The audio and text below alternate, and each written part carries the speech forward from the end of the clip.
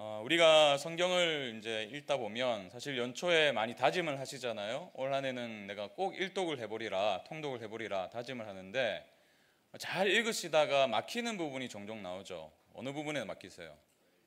절기 설명 쭉 나오고 또 이제 제사법 나오는 레위기. 그래서 레위기를 읽으실 때 위기가 찾아오는 거죠. 죄송합니다.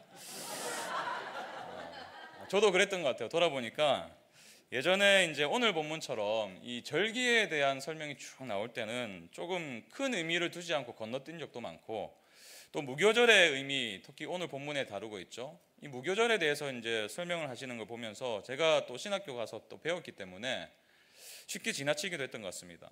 그래서 바로 이제 13장을 좀 건너뛰고 14장으로 가서 하나님의 위대하신 그 홍해 역사가 나오잖아요. 그래가지고 그 말씀 묵상하면서 하나님께서 내 인생을 어떻게 구원하셨는지 집중해서 묵상을 했던 기억이 있습니다.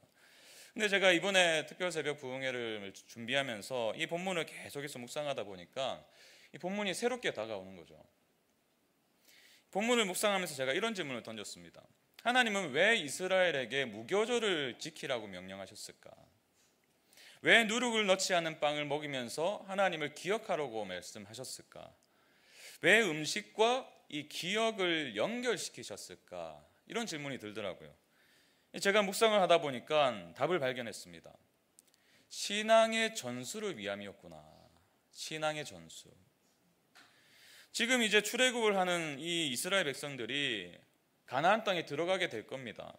또 거기에 정착을 하게 될 텐데 그곳에서 태어날 자손들, 자녀들에게도 이 부모 세대가 가진 신앙을 고스란히 전수하기를 원하셨던 거예요. 그래서 이 무교절을 지키라고 말씀하신 것입니다. 5절과 6절을 보세요. 여호와께서 너를 인도하여 가나안 사람과 헷 사람과 아모리 사람과 히윗 사람과 여부스 사람의 땅 곧 내게 주시려고 내 조상들에게 맹세하신 바 젖과 꿀이 흐르는 땅에 이르게 하시거든. 마침내 이르게 하셨어요. 그렇게 하시거든 너는 이 달에 이 예식을 지켜 이레 동안 무교병을 먹고 일곱째 날에는 여호와께 절기를 지키라. 이 6월절과 마찬가지로 6월절과 이어서 무교절이 시작되거든요. 이 절기를 영원토록 지키라. 무슨 말이에요? 가나안 땅에 정착하더라도 이 무교병에 담겨있는, 무교절에 담겨있는 이 가치를 계속해서 전수하라는 뜻이죠. 제가 이제 호주에 잠시 살았을 때 제가 이민 2세 이 청년들과 함께 이제 교회 생활을 했었습니다. 이 청년들의 국적은 호주거든요. 호주 사람이에요. 근데도 불구하고 한국말을 엄청나게 잘합니다.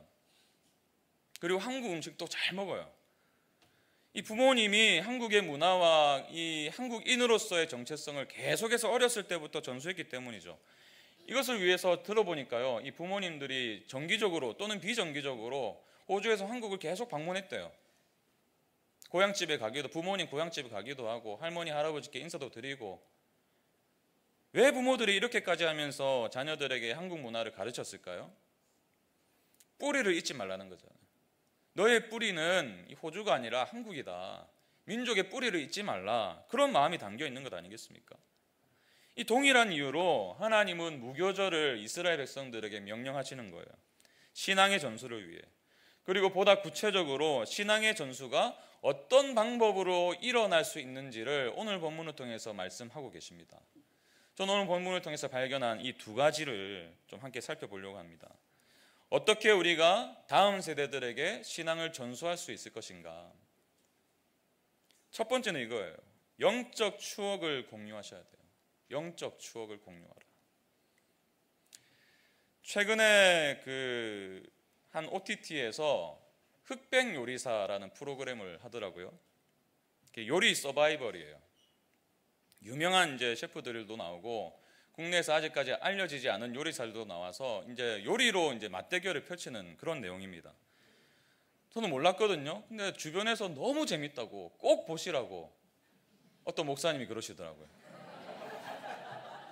그래가지고 저도 보게 되었어요. 그 중에서는 참 인상적인 장면이 있었는데 이제 100명의 요리사들이 지원을 했거든요. 근데 최종적으로 이제 8명이 남은 거죠. 근데 이 8명에게 이제 주어진 미션이 뭐냐면 자신의 인생 요리를 요리하라는 거예요. 그러니까 그 요리 안에 어떤 인생의 이야기가 담겨 있는가. 그 8명 중에 한 분이 참 인상이 깊었는데요. 이 한국계 미국인입니다. 이 에드워드 리라는 분인데 이분의 스토리가 참 마음을 뭉클하게 하더라고요. 이분이 어떤 음식을 만들었냐면 비빔밥을 만들었어요. 그러니까 이분이 어릴 때에 이제 한국인으로서 미국에서 살아왔는데 그러다 보니까 내가 한국인인지 미국인인지 막 혼란스러웠던 거예요. 근데 그럴 때마다 이제 요리를 했고, 그래서 이제 이 비빔밥이 자기의 인생과 너무나 닮아 있다. 다 제각기 노는데 이거를 비벼 놓으면 한 가지 맛이 나는 거죠. 그러면서 이제 이 음식을 이제 만드는 과정을 제가 지켜보았습니다. 저는 이 장면을 보면서요, 이 음식이 가지고 있는 힘이 있구나라는 사실을 한 번 더 절감을 했어요. 저에게도 이러한 인생 요리가 있는데요. 그 요즘처럼 날씨가 좀 쌀쌀해지면 생각나는 음식이 딱 한 가지가 있습니다. 김치국수. 아세요, 여러분? 그냥 멸치 우린 그 다신 물에다가 면을 이제 끓여가지고 거기 김치를 딱 얹으면요, 막 저으면은 그 김치가 뜨거운 물에 이제 잘 섞여가지고 맛이 괜찮거든요. 근데 이제 이 김치국수를 누가 만들어 주셨냐면 저희 어머니께서 만들어 주셨어요. 이제 날씨가 쌀쌀해지면은 학교에 갔다 와서 어머니께서 이제 국수 먹을래 물어보시면 정말 기분 좋게 먹겠다고 어머니께서 끓여주시던 그 뒷모습이 이제 생각나는 거죠. 종종 제가 이제 국수를 먹을 기회가 있으면 그 김치국수가 생각나면서 어머니가 생각나는 거예요. 이 음식이 추억을 회상하게 만들더라고요. 지금도 말하면서 침이 고이는데 비록 이제는 뭐 어머니께서 해주시는 그 똑같은 맛을 내는 김치국수를 제가 먹을 수는 없지만 종종 제가 이제 뭐 결혼하고 나서도 아내에게 한번 끓여달라고 하고 뭐 제가 스스로 끓여 먹기도 했었고, 왜 그럴까요? 어머니가 생각나기 때문이거든요. 이처럼 이제 음식을 통해서 특정한 추억을 회상하게 만드는 이 현상을 이 전문적으로 용어도 있더라고요. 프루스트 현상이래요. 프루스트 현상. 이게 어디서 나왔냐면 이 프랑스 작가인 마르셀 프루스트라는 사람이 있는데 이분이 소설책을 쓰셨는데요. 잃어버린 시간을 찾아서라는 소설책이 있어요. 근데 여기 첫 장면이 어떻게 시작되냐면 이 소설의 주인공이 홍차에다가 이 마들렌을 적셔서 먹습니다. 그러면서 옛날의 어린 시절이 확 펼쳐져요. 이제 거기서 이제 비롯된 용어죠. 그러니까 특정한 음식이 때때로는 우리에게 잊혀졌던 기억의 순간을 들추어내고 끄집어내고 그 순간에 겪었던 어떤 경험과 감정과 느낌들을 다시 한 번 더 떠올리게 한다는 거예요. 이것이 바로 음식이 가진 힘이라는 것입니다. 그래서 하나님은 이렇게 이스라엘 백성들에게 명령하셨어요. 7절 보십시오. 이래 동안에는 무교병을 먹고 유교병을 내게 보이지 아니하게 하며 내 땅에서 누룩을 내게 보이지 아니하게 하라. 이래 동안 7일 동안 무교병을 먹어라. 누룩을 넣지 않은 빵을 먹어라. 지금 이 말을 듣고 있는 이스라엘 백성들은요, 이 무교병을 먹었던 그날 밤을 생생하게 기억하고 있었습니다. 하나님의 명령에 따라 그들이 어린 양을 잡았어요. 그리고 그 피를 자신의 집 문설주에 발랐습니다. 그 양의 고기를 모든 가족이 이 무교병과 또 쓴날물과 함께 먹었어요. 그리고 이내 온 애굽 땅에 장자를 잃은 슬픔으로 통곡하는 소리가 들려옵니다. 무교병을 먹을 때 그날이 떠오르는 거죠.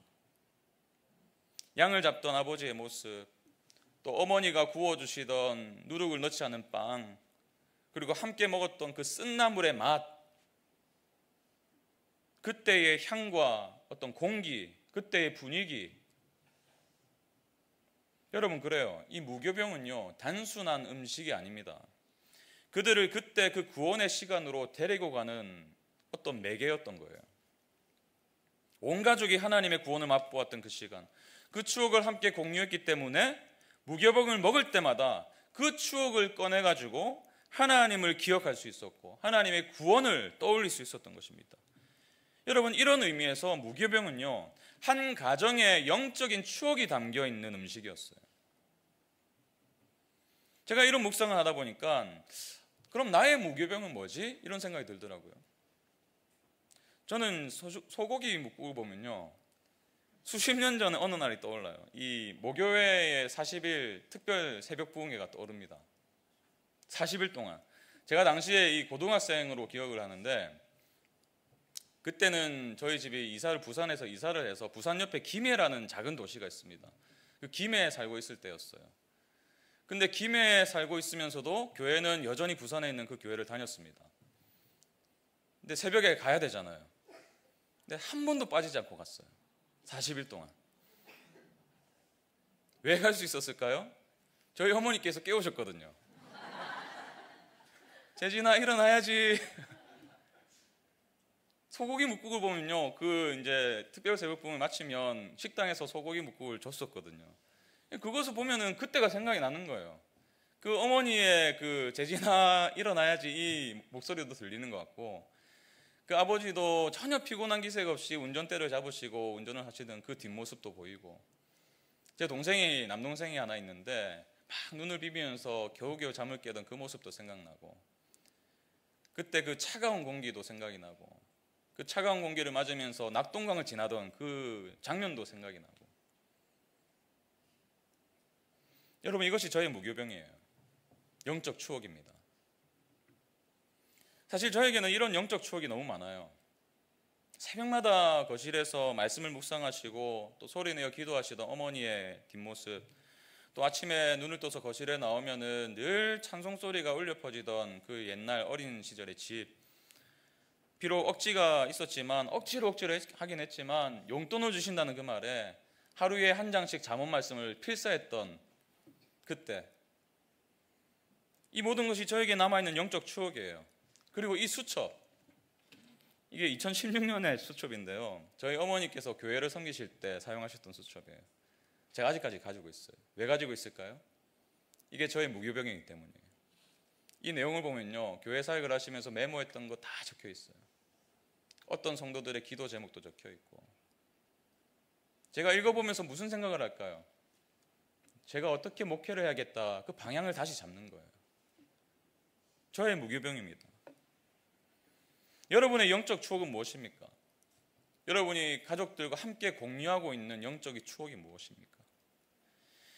요즘 부모들의 추세를 보니까 아이들에게 정말 아이들을 사랑하는 것 같아요. 아이들에게 뭐라도 좀 남기고 싶어하고 추억을 좀 선물해주고 싶어해서 막 놀이동산도 데리고 가고 해외로도 다니고 맛집도 기가 막히게 찾아내가지고 다니고 음식 사진 딱 찍어서 남기고 랜드마크에서 이제 추억을 쌓는다고 사진도 찍고, 다 좋은 일이죠. 근데 우리는 정말 영적 추억을 남기는 일에는 관심을 가지고 있는가? 가정 예배를 드리면서 아이의 아픔에 공감해주고 또 온 가족이 서로를 위해서 눈물을 흘리면서 기도했던 적이 언제입니까?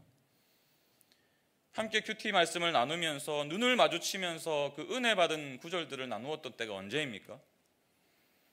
아이들이 자기 전에 말씀을 들려주고 기도해주고 그 말씀 안에 담긴 의미를 설명해 준 적이 과연 있습니까? 아니면 아이들의 기억에 그저 엄마의 잔소리, 공부해라 공부해라, 일어나라 일어나라는 잔소리만 남아 있습니까? 각자의 손에 스마트폰을 쥐고 대화 한마디 없이 자기 할 일만 했던 그 시절의 풍경이 남아 있는 것 아닙니까? 추억은 많아요. 추억은 너무나 많고 요즘에는 스마트폰에 뭐 사진 다 저장되어 있으니까 언제든지 꺼내볼 수 있습니다. 기억할 수 있는 추억도 많고 기억할 수 있는 장치도 많은데 정작 중요한 영적 추억이 없다면 그 어디에도 하나님과 함께했던 그 추억, 그리고 온 가족이 정말 그 하나님을 기뻐했던 그 추억이 없다면 우리가 어떻게 아이들에게, 우리 자녀들에게 하나님 신앙을 기대할 수 있단 말입니까? 여러분은 과연 당신의 자녀들에게 어떤 하나님을 기억하게 해주고 싶습니까? 여러분의 무교병은 무엇입니까? 그 장소에만 가도 하나님을 떠오를 수 있는 그곳은 어디입니까? 여러분, 그런 추억이 없으시다면 오늘부터 만들어 가셔야 돼요. 오늘부터 만들어 가셔야 됩니다. 이 한 주간이 우리 자녀들에게도 우리 아이들에게도 영적 추억으로 남을 수 있도록 만들어 가셔야 돼요. 지난 제주 단기 선교 현장에 제가 하루 깜짝 방문을 했었는데요, 우리 어린이부 친구들이 3명이나 갔었어요. 그날 어쩌다 보니까 제가 이제 아이들과 함께 또 식사를 하게 됐는데, 식사를 하면서 이런저런 얘기를 나누다가 이 한 아이가 이런 고백을 하더라고요. 이 처음에는 진짜 싫었대요. 오기가. 단기선교 왜 가라고 하는 거지? 오기 싫었는데 막상 와서 이제 성경학교도 도와주고 뭐 경로당에서 가서 어르신들도 섬기고 또 집집마다 방문해 가서 선물도 걸어주고 이러다 보니까요, 의미가 생긴 거예요. 와, 정말 오길 잘했다. 이 아이가 뭐라고 하냐면 내년에는 정말 우리 학년 친구들 다 데려오고 싶대요. 어머니랑 같이 온 친구였는데 아버지가 신앙이 없으십니다. 내년에는 우리 아빠와 꼭 같이 오고 싶다고. 여러분, 어머니와 함께한 그 시간이 이 아이에게는 너무나 소중한 영적 추억이 된 거예요. 무교병이 된 것입니다. 아마 이 아이가 커서 나중에 제주도에 갈 일이 생겼을 때요, 이 날을 떠올릴 거예요. 아, 그때 내가 옛날에 어렸을 때 제주도에 와서 내가 단기 선교로 왔었다고. 그러면서 하나님을 기억하겠죠. 그때 만났던 어르신들을 기억하겠죠. 저는 이러한 일이 우리 모든 성도들의 가정마다 일어나길 간절히 축원합니다. 그런가 하면 신앙전수의 두 번째 원리는 이것입니다. 삶으로 말씀을 가르치라는 거예요. 사실 영적 추억을 공유하기 위한 전제가 있다면 내가 지금 이 자리에 앉아 계신 여러분들이 하나님과의 추억이 있어야 됩니다. 내가 하나님을 모르고 내가 하나님과의 추억이 없는데 어떻게 자녀들에게 신앙을 전수할 수 있겠어요? 그래서 하나님은 자녀들에게 무교절에 담긴 영적 추억을 가르치라 이렇게 말씀하시면서 이런 말씀하세요. 8절 보십시오. 너는 그날에 네 아들에게 보여 이르기를 이 예식은 내가 애굽에서 나올 때에 여호와께서 나를 위하여 행하신 일로 말미암음이라 하고, 무교절을 지키면서 아이들에게 이 절기에 이 예배에 담긴 의미를 설명해야 되는데 어떻게 설명하라고 말씀하십니까? 1인칭으로 말하고 말씀하세요. 1인칭으로 설명하라고. 내가 애굽에서 나올 때에 여호와께서 나를 위하여 행하신 일로 말미암아. 우리 할아버지가요? 우리 어머니가요? 아니에요. 내가예요. 내가 하나님의 은혜를 입었어요. 하나님이 나를 위하여 행하신 그 일로 인해서 내가 구원을 받은 거예요. 내가예요. 내가 하나님과의 추억이 있어야 됩니다. 내가 먼저 구원의 감격을 맛보아야 됩니다. 내가 그 은혜를 받은 은혜를 간증할 수 있어야 돼요.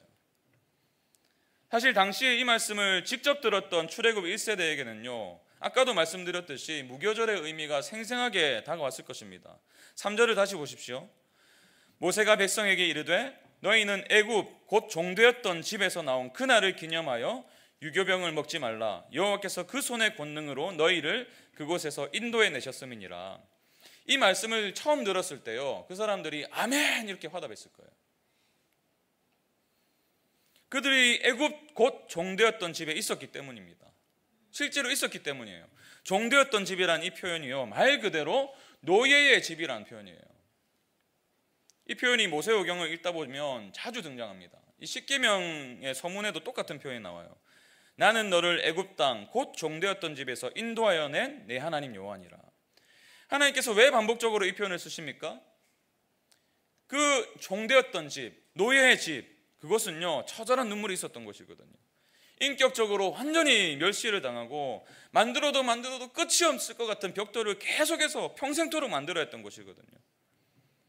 그래서 어떤 영어 성경을 보니까요 이렇게 번역했어요. 노예 수용소를 기억하라. 노예 수용소. 그런데 하나님께서 그 노예 수용소에 갇혀있던 그들을 어떻게 하셨습니까? 3절 하반절 보십시오. 여호와께서 그 손의 권능으로 너희를 그곳에서 인도해 내셨음이니라. 그 손의 권능으로 너희를 그곳에서 인도해 내셨다. 그들은 생생하게 보았어요. 하나님께서 어떠한 재앙을 애굽 땅에 내리셨는지를, 특히 10번째 재앙 가운데 어떤 은혜로 그들을 살려주셨는지를. 그러니 어떻게 그날을 잊을 수 있겠어요?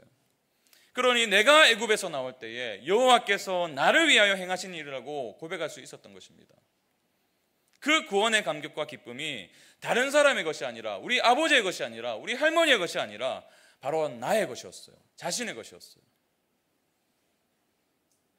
이 기쁨, 해방의 감격, 저는 뭐 이 노예 생활에 비할 바는 아니지만 이 해방의 기쁨을 조금은 알 것 같아요. 군에 입대할 때요, 훈련소 입소식 때 이제 부모님들하고 안녕하고 이제 들어가잖아요. 들어가자마자 완전히 분위기가 바뀌더라고요. 막 욕을 하고 막 엄청 무서웠습니다.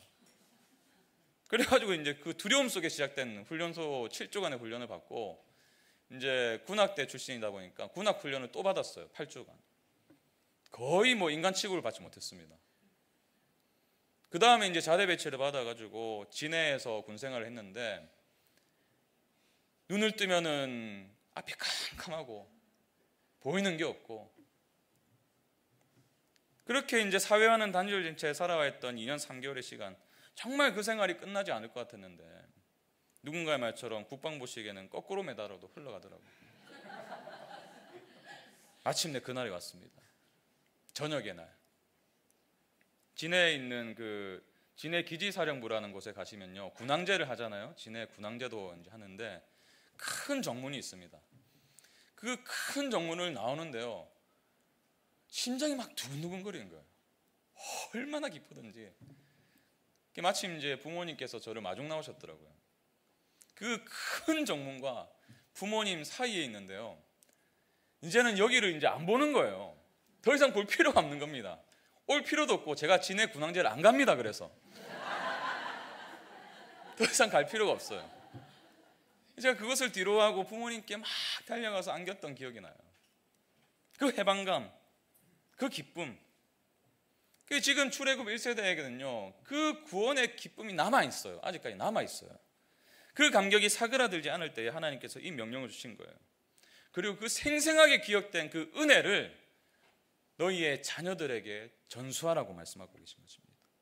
내가 은혜를 먼저 누려야 돼요. 내가 그 구원의 감격을 다시 회복해야 돼요. 내가 정말 구원받았다는 그 사실을 기뻐할 수 있어야 돼요. 여러분, 이 똑같은 원리가 우리가 너무나 잘 아는 쉐마 이스라엘의 말씀에 담겨 있잖아요. 이스라엘아 들으라, 쉐마 이스라엘. 신명기 6장 4절 6절 보세요. 이스라엘아 들으라, 우리 하나님 여호와는 오직 유일한 여호와이시니 너는 마음을 다하고 뜻을 다하고 힘을 다하여 내 하나님 여호와를 사랑하라. 오늘 내가 내게 명하는 이 말씀을 너는 마음에 새기고. 모세가 지금 뭐라고 말합니까? 먼저 너는이라고 말해요. 너는 여호와를 사랑하라. 이 말씀을 너는 마음에 새기라. 무슨 말이에요? 먼저 내 인생에 하나님을 향한 사랑의 고백이 있어야 된다는 거예요. 그 말씀이 내 안에서 충만해져야 된다는 것입니다. 다시 말해서 내가 먼저 복음에 대한 반응이 있어야 되고, 내가 먼저 그 은혜에 대한 감격이 있어야 되고, 그래야 그 다음 구절이 가능하다는 거예요. 여러분, 그 다음 구절이 무엇입니까? 7절 보십시오. 내 자녀에게 부지런히 가르치며 집에 앉아있을 때든지 길을 갈 때든지 누워있을 때든지 일어날 때든지 이 말씀을 강론할 것이며. 내 안에 은혜가 충만히 임해야, 내 안에 하나님을 사랑한다는 그 마음이 충만해야 내 자녀에게 부지런히 가르치며가 가능하다는 거예요. 내 안에 은혜가 없는데 어떻게 자녀에게 복음의 감격을 전수할 수 있단 말입니까? 내 안에 주를 향한 사랑이 없는데 어떻게 주님을 사랑하며 살라고 자녀에게 가르칠 수 있단 말입니까? 여러분, 사실 이 신명기 말씀에 담겨있는 내용은요, 하나님을 전인적으로 사랑하는 이 말에 담긴 궁극적인 의미는 이것입니다. 내가 하나님을 정말 마음과 뜻과 힘을 다하여 사랑할 수 없다는 것을 인정하는 거예요. 그것이 전제입니다. 내 힘으로는 하나님을 전적으로 사랑할 수 없다는 것을 인정할 때 주님의 은혜를 갈망하게 돼요. 어떻게 하나님이 유일한 여호와라는 사실을 내가 인정할 수 있습니까? 내가 붙들고 살아가는 그 무엇이라도 그것이 나를 구원할 수 없다는 사실을 자각할 때만이 가능해요. 마치 이런 겁니다. 풍랑을 맞아서 배가 파산이 되었어요. 파손이 되어가지고 겨우겨우 몇 가지 나뭇가지를 걷고 물에 빠지지 않고 겨우겨우 버티고 있는 거예요. 그래서 이것 없으면 죽을 것 같은 인생인데, 그 어떠한 튼튼한 나무 조각이라 할지라도 이것이 궁극적으로 나를 구원할 수 없다는 사실을 받아들여야 나를 구원하시기 위해서 오신 예수님의 손을 잡을 수가 있는 거예요. 그걸 내려놓고 그분의 손을 잡을 수가 있는 거예요. 그것을 내려놓고 그분의 은혜를 구할 수가 있는 것입니다. 어떻게 그분의 말씀을 우리의 평생 마음에 새기고 살아갈 수 있습니까? 나를 포기하지 않고 사랑하시는 그분, 그래서 자신의 목숨까지도 기꺼이 내어주신 그분이 말씀하신 것이기 때문에 그분의 말씀은 무조건 선하다, 무조건 나의 인생에 유익하다, 그 믿음이 있을 때만이 말씀을 내 것으로 삼을 수가 있는 거예요. 여러분, 제가 지금 무슨 말씀을 드리고 있는 거예요? 내가 정말 하나님의 은혜가 필요한 사람이라는 것을 자각할 때에 하나님 사랑이 가능하다는 거예요. 내가 하나님을 사랑해서 하나님이 은혜를 주시는 게 아니라 내가 은혜가 필요한 자라는 것을 깨닫고 고백할 때에 내가 하나님을 사랑할 수 있는 거예요. 그 은혜를 맛볼 때에 비로소 그 은혜를 나눌 수가 있습니다. 고백하고 간증할 수가 있어요. 그래야 오늘 본문처럼 네 아들에게 보여 이르기를, 이것이 가능하다는 거예요. 그래야 그 말씀을 생명처럼 여기며 그 가치로 살아가는 삶을 보일 수가 있다는 것입니다. 그래서 오늘 본문도 이렇게 말씀하시죠. 9절 보십시오. 이것으로 내 손에 기호와 내 미간에 표를 삼고 여호와의 율법이 내 입에 있게 하라. 여호와의 율법이 내 입에 있게 하라. 날마다 그 말씀을 묵상하고 날마다 그 말씀을 네 마음에 심중에 두라. 그래서 삶으로 말씀을 가르치라. 말뿐이 신앙이 아니에요. 정말 그 은혜를 알고 그러한 그 은혜에 합당한 삶을 살아감으로 인해서 네 입에 있는 말씀이 실제가 되게 하라 라는 말씀이죠.